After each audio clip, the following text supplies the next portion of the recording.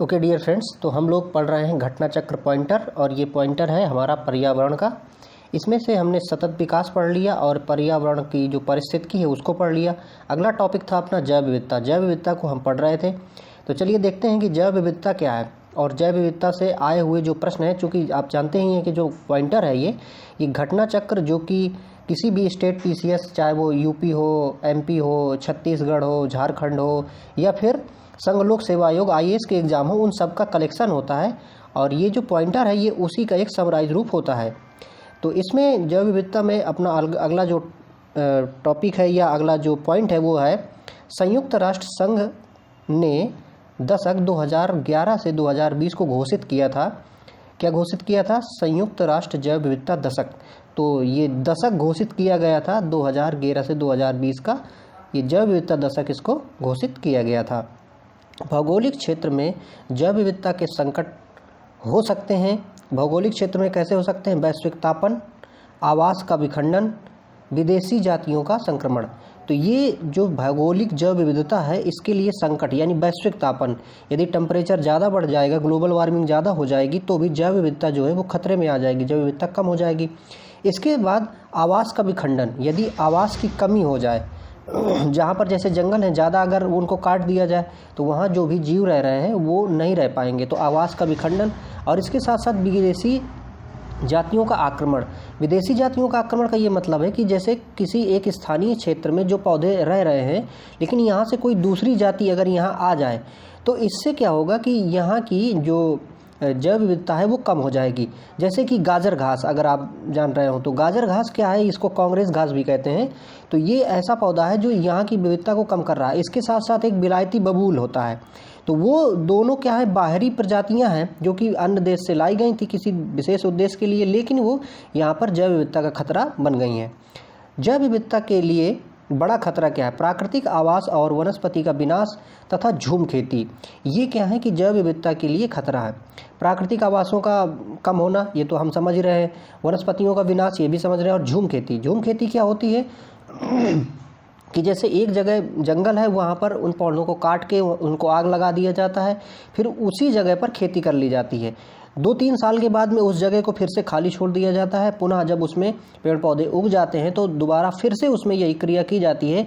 इसे हम झूम खेती के नाम से जानते हैं। वर्तमान में जो अपना उत्तर पूर्व का भाग है वहाँ पर झूम खेती ज़्यादा की जाती है। बाकी हालांकि ये झूम खेती अब काफ़ी कम हो गई है। देश के पूर्वी और उत्तर पूर्व हिस्सों में ये खेती प्रचलित है। जो खेती अवैज्ञानिक है वही देखिए झूम खेती।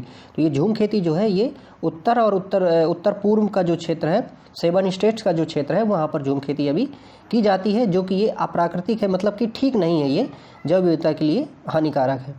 जैव विविधता हॉट स्पॉट स्थलों में शामिल है पूर्वी हिमालय। तो देखिए अपना जो पूर्वी हिमालय है या फिर हम यहाँ देखें जो अपना पश्चिम का जो क्षेत्र है और दक्षिण पश्चिम का क्षेत्र है, यहाँ पर भी ये क्या है, हॉट स्पॉट है।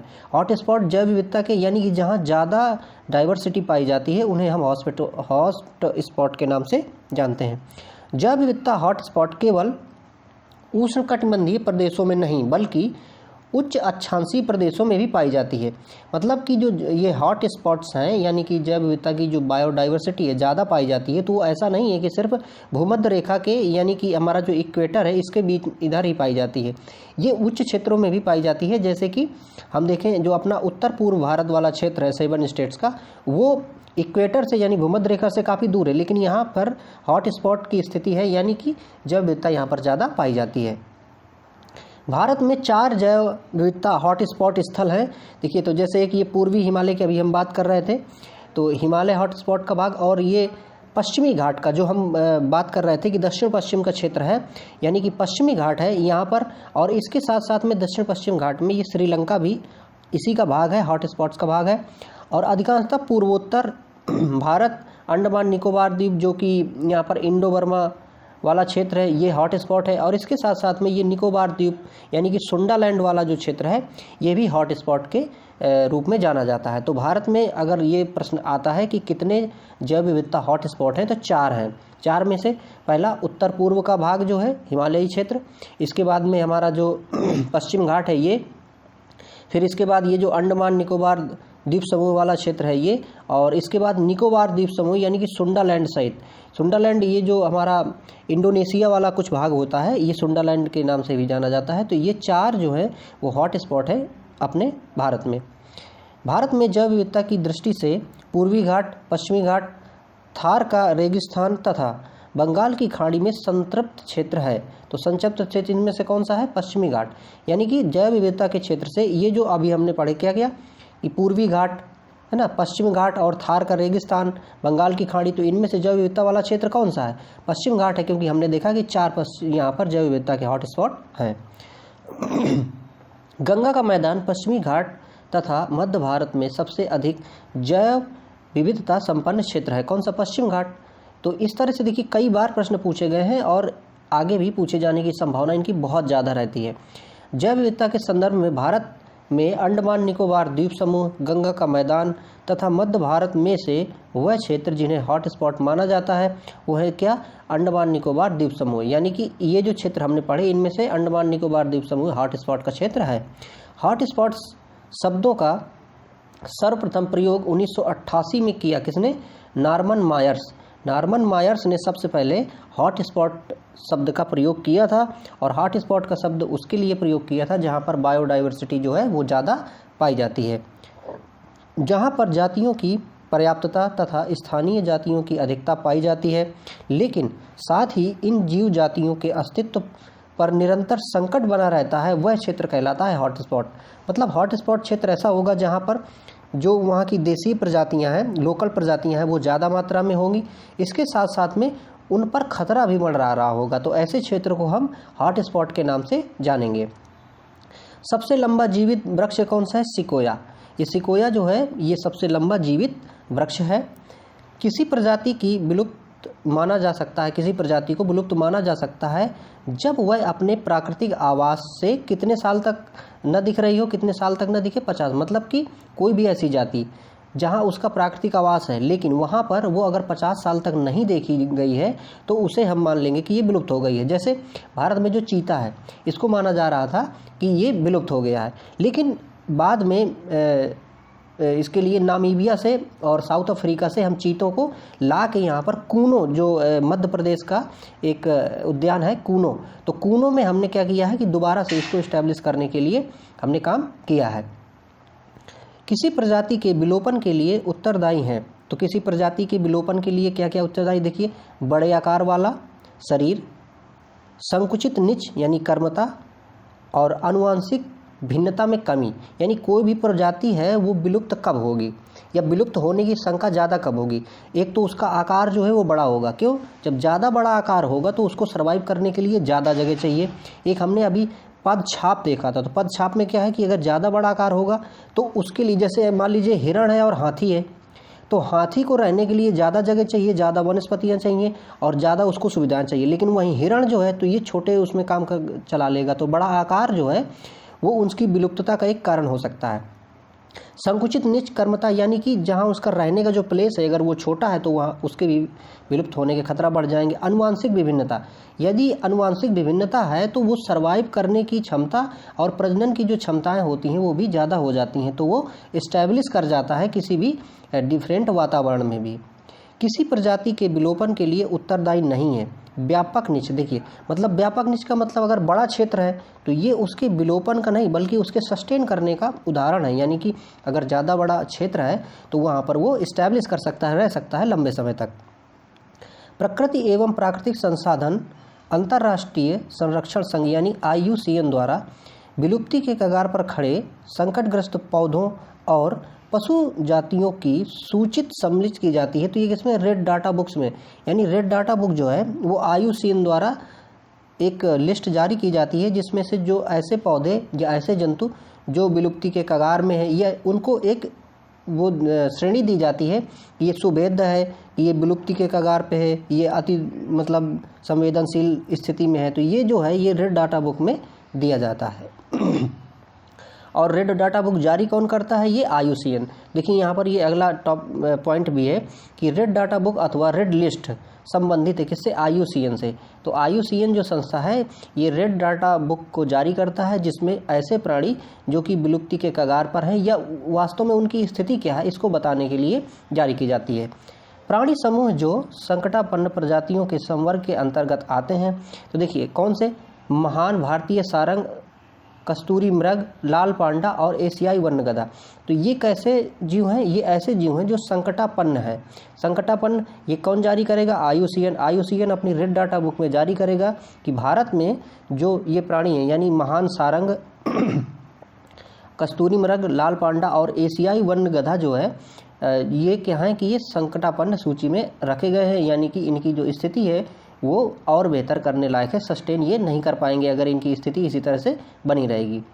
सोन चिरैया यानी महान सारंग, जिसे बस्टर्ड भी कहते हैं, ग्रेट इंडियन बस्टर्ड, और साइबेरियन सारस, स्लेटी टिटहरी अति संकटग्रस्त श्रेणी में, कस्तूरी मृग संकट श्रेणी में, और एशियाई वन्यगधा जो है ये संकट श्रेणी के नज़दीक है, जबकि लाल पांडा जो है वो कैसा है?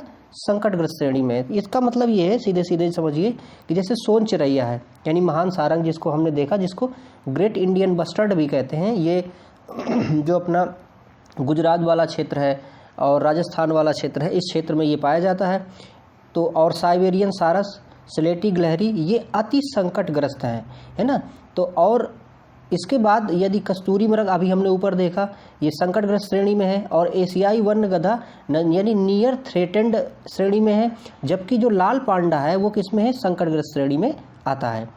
Golden oriole, great Indian bustard, Indian fantail pigeon तथा इंडियन सनबर्ड भारतीय पक्षियों में से अत्यधिक संकटग्रस्त किस्म कौन सी है इसमें से? तो ग्रेट इंडियन बस्टर्ड, यानी जो ग्रेट इंडियन बस्टर्ड है वो अति संकटग्रस्त श्रेणी में इसमें आता है। ऊपर भी हमने यही चीज़ देखी अभी। यद्यपि भारत की जनसंख्या तीव्र गति से बढ़ रही है, किंतु पक्षियों की संख्या तेजी से घट रही है। क्यों? क्योंकि पक्षियों के वास स्थान पर बड़े पैमाने पर कटौती हुई है। कीटनाशक, रासायनिक उर्वरक तथा मच्छर भगाने वाली दवाइयों का बड़े पैमाने पर उपयोग किया गया है। तो देखिए यदि हम यहाँ पर देखें कि जो चिड़ियों की जो प्रजाति है या चिड़ियों की जो संख्या है वो कम हुई है। क्यों कम हुई है? क्योंकि पक्षियों के लिए रहने के लिए आवास नहीं है। हमने जो घर बनाए, अब घर पक्के मकान बन गए, ईंटों के बन गए, तो उनमें गौरैयों के लिए या चिड़ियों के लिए रहने की जगह कम हो गई। इसके साथ साथ जंगल कट गए तो भी आवास उनका कम हो गया। इसके साथ हमने क्या किया कि कीटनाशक प्रयोग बहुत ज़्यादा किए, हमने फसलों पे कीटनाशक प्रयोग किए। उसके दुष्प्रभाव से जो पक्षियों के अंडे हैं वो समय से पहले ही फूट जाते हैं, जिससे वो बच्चे नहीं बन पाते हैं। तो ये कीटनाशक, इसी प्रकार से मच्छर भगाने की जो दवाएं हैं वो भी पक्षियों को बहुत ज़्यादा नुकसान पहुँचाई हैं, इसलिए उनकी संख्या निरंतर घट रही है। यद्यपि जनसंख्या जो है मानव की वो बढ़ रही है। उत्तराखंड में जैव विविधता के ह्रास का कारण नहीं है बंजर भूमि का वनीकरण। अगर कोई बंजर भूमि पड़ी है जहाँ पे पेड़ पौधे नहीं है, अगर उसका वनीकरण कर दें, हम वहाँ पे वन लगा दें, तो ये जैव विविधता का ह्रास नहीं होगा, ये जैव विविधता की बढ़ोतरी होगी वहाँ पे। सड़कों का विस्तार, नगरीकरण एवं झूम कृषि उत्तरदायी है। किसके लिए? जैव विविधता ह्रास के लिए। मतलब सड़कों का विस्तार, अगर आप सड़कें बनाएंगे, अगर जंगल से सड़कें निकालेंगे तो पेड़ पौधों को काट देंगे। इसके साथ सड़कें बनेगी, वहाँ पर गाड़ियाँ चलेंगी, प्रदूषण होगा। इसके साथ नगरीकरण यदि किया जाएगा तो भी उससे जैव विविधता कम होगी। भाई नगर ज़्यादा बसेंगे तो जैव विविधता कम होगी। झूम खेती भी अगर की जाएगी, जिस प्रकार से हमने देखा कि पेड़ों को काट लेते हैं, फिर उनको जला देते हैं, वहीं फिर खेती करते हैं, झूम खेती जिसे कहते हैं, तो ये झूम खेती को दाहिया नाम से भी जानते हैं। इसको अलग अलग जगह पे अलग अलग नाम से जानते भी हैं। तो ये सारी जो कारण होंगे वो जैव विविधता के ह्रास का कारण होंगे। वर्ष 1975 में यह भारत का अभिन्न अंग बन गया था। इसे वनस्पति शास्त्रियों का स्वर्ग कहा जाता है। तो देखिए ये सिक्किम की बात कर रहा है। दरअसल जो सिक्किम वाला क्षेत्र है वो उत्तर पूर्व का क्षेत्र है, हम जानते हैं। और सिक्किम ऐसा राज्य है जो देखिए एक तरफ से भूटान से, एक तरफ नेपाल से, और ऊपर से देखें हम तो ये चाइना से, यानी कि 3 जो देश हैं उनसे इसकी सीमा मिलती है। और ये जो सिक्किम है यहाँ पर जैव विविधता खूब पाई जाती है। और ये 1975 में भारत का अभिन्न अंग बना था, भारत में शामिल किया गया था इसे। तो ये जो सिक्किम वाला क्षेत्र है ये जैव विविधता के लिए ज़्यादा महत्वपूर्ण है। और जो वनस्पति शास्त्री हैं उनका ये स्वर्ग माना जाता है। जैव विविधता के साथ साथ मनुष्य के परंपरागत जीवन के संरक्षण के लिए सबसे महत्वपूर्ण रणनीति जिस एक की स्थापना करने में निहित है वह है जीवमंडल निचय।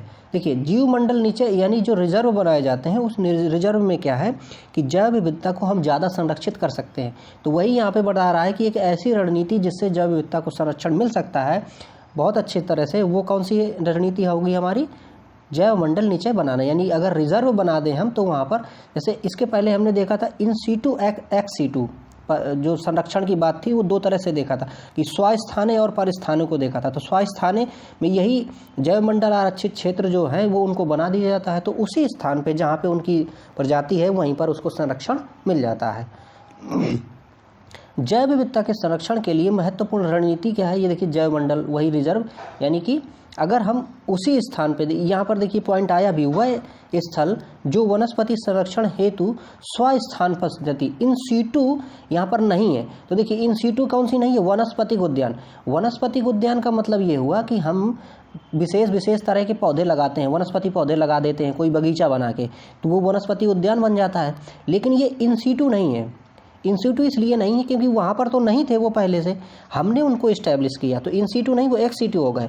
और हम कहीं दूसरी जगह से लाए होंगे उनको, तो एक सीटू हो गए। इसका मतलब ये है कि अगर हम वनस्पति उद्यान बनाएं तो वो इन सीटू का नहीं बल्कि एक्स सीटू के संरक्षण का उदाहरण होगा। बाकी वही हम अगर जैव मंडल रिजर्व बनाते हैं तो ये क्या होगा? ये इन सीटू का होगा, क्योंकि हम वहीं पर उनको संरक्षण प्रदान कर रहे हैं। क्रायो बैंक एक्स सीटू संरक्षण के लिए जो गैस समानता प्रयोग करते हैं वो क्या है? नाइट्रोजन। देखिए, XC2 की बात कर रहे थे, यानी परस्थाने यानी स्वस्थाने नहीं, दूसरी जगह पे अगर संरक्षण हमें करना है तो वहाँ पर क्रायो बैंक, क्रायो बैंक से एक क्रायोजेनिक, अगर पॉइंट सुने हो, नाम सुने होंगे आप, तो क्रायोजेनिक का मतलब क्या है कि अति निम्न ताप में जो पौधे हों या फिर किसी तरह के जंतु हों, उनके सेल्स जो हैं, ऊतक हैं, कोशिकाएं हैं, उनको क्या किया जाता है कि फ्रीज कर दिया जाता है। तो फ्रीज कर दिया जाता है ठंडी जगह पे, और उसमें नाइट्रोजन गैस का यूज किया जाता है। तो नाइट्रोजन में उनको क्या करते हैं? फ्रीज कर देते हैं। फिर भविष्य में उनका उपयोग किया जा सकता है। ये भविष्य में बायोडाइवर्सिटी को बढ़ाने के लिए इसका प्रयोग किया जा सकता है। तो ये जो क्रायो बैंक है, ये किसका उदाहरण? XC2 का है, क्योंकि हम कहीं दूसरी जगह से ऊतकों को, कोशिकाओं को, अंडाणुओं को लाके किसी अन्य जगहों पर, शीत जगह पर स्टोर करेंगे और वहाँ पर नाइट्रोजन गैस का उपयोग किया जाएगा। वनस्पतियों एवं जानवरों की विलुप्त प्राय प्रजातियों का संरक्षण उनके प्राकृतिक आवास से पृथक किया जाता है XC2 में। यानी XC2 में दूसरी जगह से लाके किसी अन्य जगह पे क्या करते हैं? उनको स्टोर करते हैं या संरक्षण प्रदान करते हैं। बाह्य आवासन या XC2 संरक्षण रणनीति का उदाहरण है। देखिए, जीन बैंक है, ऊतक संवर्धन है, वही अभी हम पढ़ रहे थे, वनस्पतिक उद्यान है, हमने ऊपर देखा, एक्वेरियम है, चिड़ियाघर है, तो ये सब XC2 है, क्योंकि हम उसी जगह जहाँ पर ये प्राकृतिक रूप से पाए जा रहे थे पौधे या जंतु, वहाँ पर इनका संरक्षण नहीं कर रहे, बल्कि वहाँ से लेके दूसरी जगह इनका संरक्षण कर रहे हैं, इसलिए XC2 के अंतर्गत आते हैं। सर्वाधिक जैव विविधता पाई जाती है, कहाँ पे पाई जाती है? उष्णकटिबंधीय वर्षा वनों में। देखिए, उष्णकटिबंधीय वर्षा जो वन है वो क्या है कि जैसे अपना ये पृथ्वी है और यहाँ पर ये भूमध्य रेखा है, इसके 10 डिग्री नॉर्थ और 10 डिग्री साउथ यहाँ का जो क्षेत्र होता है, यहाँ पर वर्षा बहुत ज़्यादा होती है और यहाँ पर तापमान उष्ण रहता है, क्योंकि यहाँ पर सूर्य की जो किरणें हैं वो लंबवत पड़ती हैं लगभग पूरे साल तक।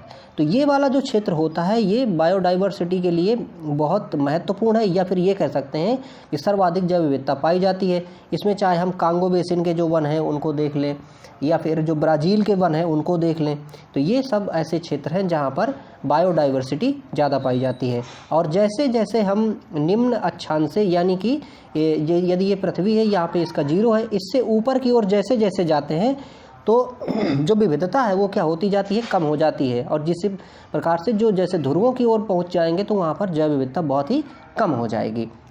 तो इस प्रकार से निम्न अक्षांशों से उच्च अक्षांशों की ओर जाने पर जैव विविधता क्या है? घटती है। गहरे समुद्र, उष्णकटिबंधीय वर्षावन, कोरल रीफ तथा मरुस्थल में से वह पारिस्थितिकी तंत्र जिसमें प्रजातीय विविधता काफ़ी अधिक होती है वो है उष्णकटिबंधीय वर्षावन और कोरल रीफ।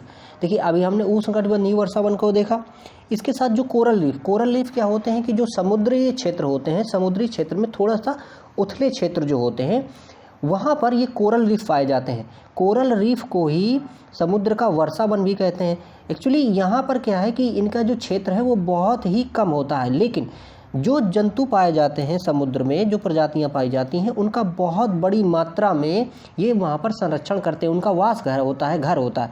कोरल रीफ दरअसल एक पॉलिप होता है, यानी कि एक छोटा जीव होता है जो कैल्शियम कार्बोनेट का उत्सर्जन करता है। वो जब मर जाते हैं उनके शरीर का भी कैल्शियम कार्बोनेट इकट्ठा हो जाता है, जमा हो जाता है, और वो इस प्रकार से एक परत के रूप में जम जाते हैं, तो उसे ही हम कोरल रीफ कहते हैं। और हमारा जो ऑस्ट्रेलिया है, ऑस्ट्रेलिया में बहुत बड़ी एक जो भित्ति पाई जाती है कोरल रीफ की, वो विश्व में सबसे बड़ी है।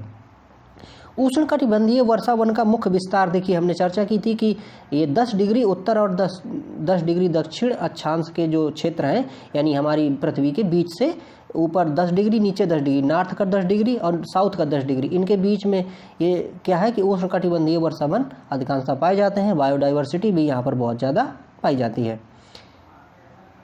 इन क्षेत्रों में पादप तथा प्राणियों के विकास तथा वृद्धि के लिए अनुकूलतम दशाएं पाई जाती हैं, क्योंकि इसमें वर्ष भर उच्च तापमान रहता है और वर्षा रहती है। यानी कि जो क्षेत्र है यही उष्णकटिबंधीय क्षेत्र के, यहाँ पर तापमान ज़्यादा रहता है, हमने चर्चा की, सीधे किरणें पड़ती हैं सूर्य की, और यहाँ पर वर्षा ज़्यादा होती है, इसलिए उच्च तापमान पाया जाता है, वर्षा होती है खूब।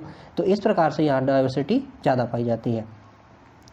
किसी निश्चित भौगोलिक क्षेत्र में पाए जाने वाले जीवों की संख्या तथा उनकी विविधता को कहते हैं जैव विविधता।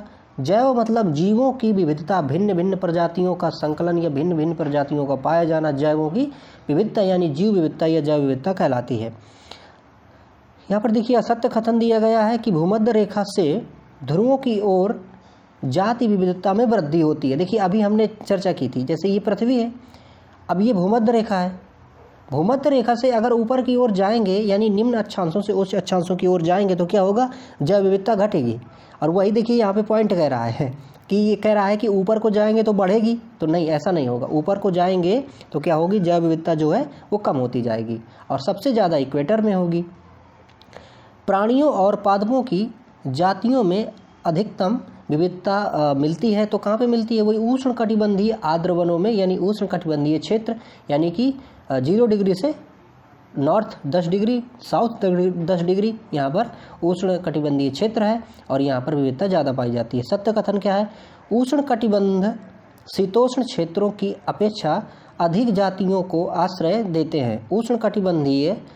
शीतोष्णकटिबंधीय या शीतोष्ण क्षेत्रों की अपेक्षा अधिक प्रजातियों को आश्रय देते हैं। ये सही बात है, क्योंकि उष्णकटिबंधीय क्षेत्र में विविधता ज़्यादा है शीतोष्ण की अपेक्षा।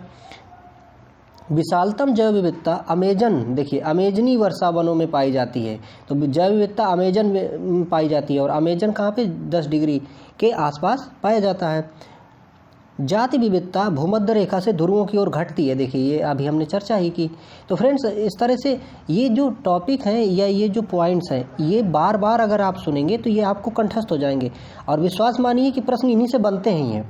तो इसलिए ये रिवीजन के लिए भी बहुत ज़्यादा आपके लिए यूजफुल है, और अगर आप पहले भी इसको सुन रहे हैं तो बार बार भी सुन सकते हैं, या फिर रिवीजन के लिए तो बहुत ही ये अच्छा होगा।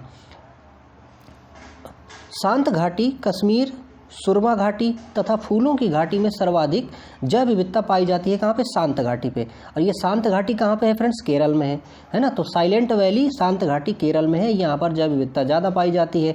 और हमने अभी देखा भी था कि अपना जो पश्चिम घाट वाला क्षेत्र है वो हॉट स्पॉट का क्षेत्र है, और हॉट स्पॉट क्षेत्र में विविधता ज़्यादा ही पाई जाती है। तो इसलिए शांत घाटी वाला क्षेत्र हॉट स्पॉट में पाया जाता है, जो कि केरल में है, यहाँ पर जैव विविधता ज़्यादा पाई जाती है। फूलों की घाटी कहाँ है, फूलों की घाटी है फ्रेंड्स उत्तराखंड में। आर्द्र क्षेत्रों में जिन्हें रामसर का दर्जा प्राप्त है, तो आर्द्र क्षेत्र जिन्हें रामसर का दर्जा प्राप्त है उनमें से कौन कौन है, देखिए चिल्का झील, लोकटक झील, केवलादेव, तथा वूलर झील। अब देखिए ये रामसर क्या है ये, तो रामसर एक्चुअली ईरान में एक प्लेस है, स्थान है जहाँ पर एक रामसर कन्वेंशन हुआ था। तो रामसर कन्वेंशन 1971 में हुआ था। ये इसलिए हुआ था कि जो भी आर्द्र भूमि है उन आर्द्र भूमियों का क्या किया जाएगा, संरक्षण किया जाएगा।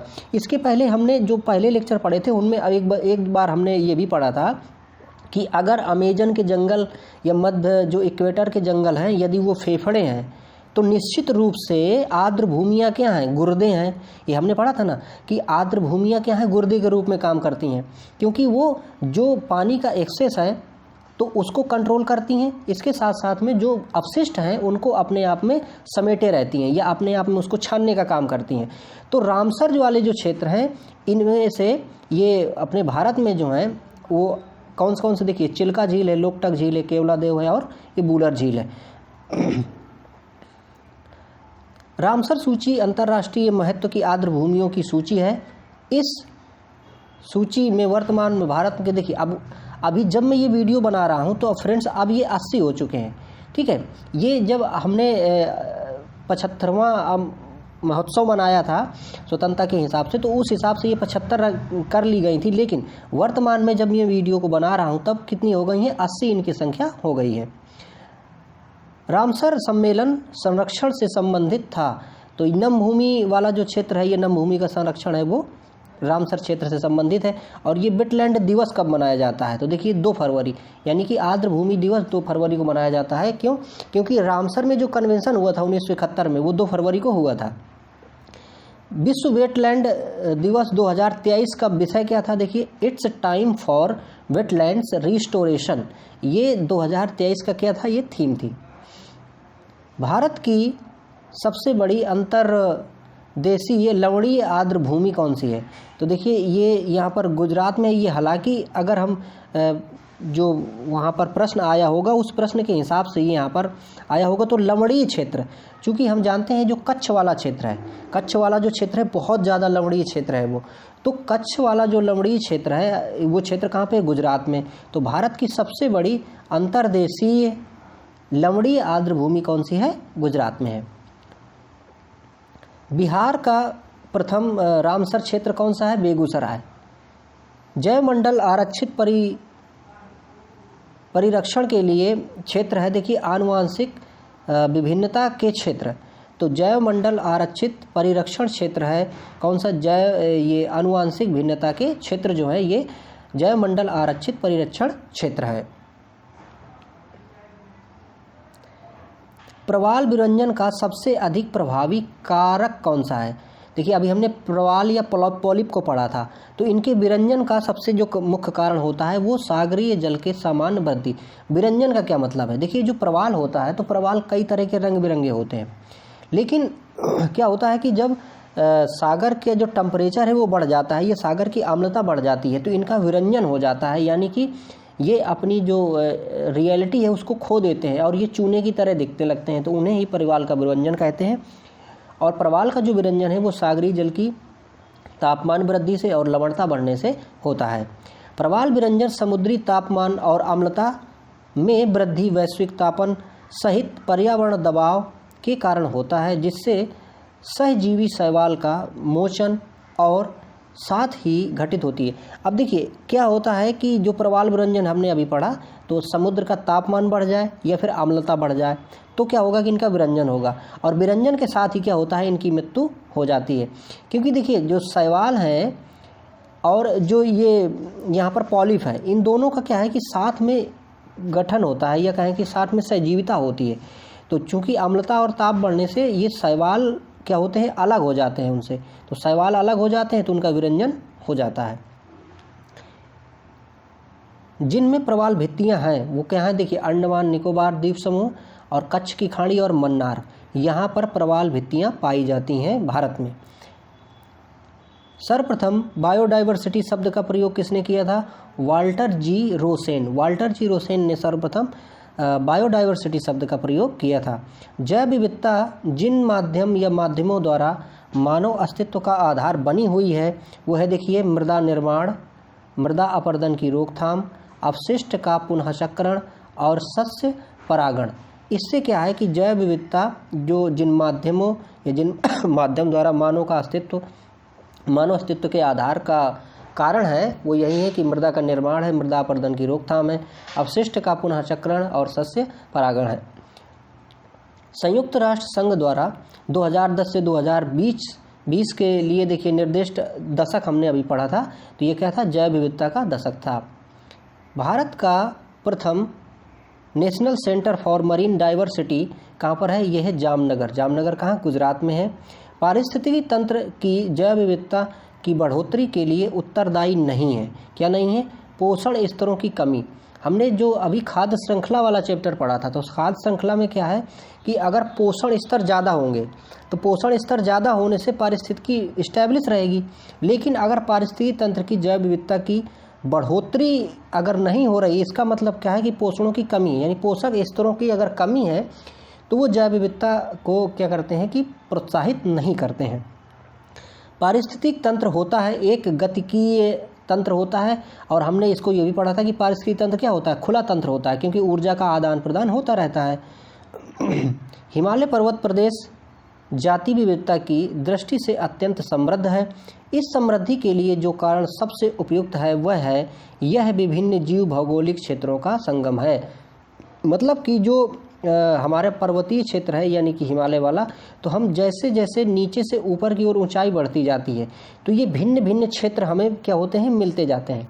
तो चूंकि भिन्न भिन्न क्षेत्र मिलते जाते हैं उनकी ऊंचाई के हिसाब से, तो वहाँ पर पहले जैसे ऐसे वन जिनको कम ताप चाहिए, ज़्यादा ताप चाहिए, फिर कम ताप चाहिए, फिर कम, तो इस प्रकार से वहाँ पर जो विभिन्नता है वो कई भौगोलिक क्षेत्रों का संगम होने की वजह से विविधता बढ़ जाती है। जैव विविधता अधिनियम पारित किया गया, तो लोकसभा द्वारा 2 दिसंबर को 2002 को जैव विविधता अधिनियम पारित किया गया था, और ये राज्यसभा में पारित किया गया था 11 दिसंबर 2002 को। भारतीय राष्ट्रीय जैव विविधता प्राधिकरण स्थापित किया गया, ये 2003 चेन्नई तमिलनाडु में स्थापित किया गया। राष्ट्रीय जैव विविधता प्राधिकरण यानी कि INBA भारत में कृषि संरक्षण में सहायक है। यह क्या करता है कि जैव चोरी को रोकता है तथा देसी और परंपरागत आनुवंशिक संसाधनों का संरक्षण करता है। INBA की अनुशंसा के बिना आनुवंशिक यानी कि जैविक संसाधनों से संबंधित बौद्धिक संपदा अधिकार हेतु आवेदन नहीं किया जा सकता है। सीबक थॉर्न के विश्वव्यापी मार्केट की संभावनाएं जो है वो बढ़ रही हैं, और ये सीबक थॉर्न ऐसे समझ सकते हैं आप सीधे सीधे कि सीबक थॉर्न एक झाड़ी होती है जो कि लद्दाख क्षेत्र में पाई जाती है, जिसके छोटे छोटे बेर होते हैं, और ये जो बेर होते हैं बहुत ही ज़्यादा पौष्टिक होते हैं, विटामिन C बहुत ज़्यादा होता है इनमें, और इनमें कॉस्मिक विकिरण को रोकने के लिए क्षमता होता है इनकी तेल में। और जो चंगेज खान जो हुआ था, चंगेज खान ने क्या किया था कि अपनी जो सेना है उसकी ऊर्जस्विता बढ़ाने के लिए, उसकी ताकत बढ़ाने के लिए भी इसी सीबक थॉर्न का उपयोग किया था, और सीबक थॉर्न को GI टैग भी प्राप्त है, जो कि कहाँ का है फ्रेंड्स, लद्दाख का है। तो फ्रेंड्स इस वाले वीडियो में इतना ही, आगे जो हम बनाएंगे क्रम से बनाते रहेंगे आपके लिए। और यदि आपको ये यूज़फुल लगते हो तो वीडियो को लाइक करें, चैनल को सब्सक्राइब करें, और पूरा वीडियो देखने के लिए आपका बहुत बहुत धन्यवाद। Thank you for watching.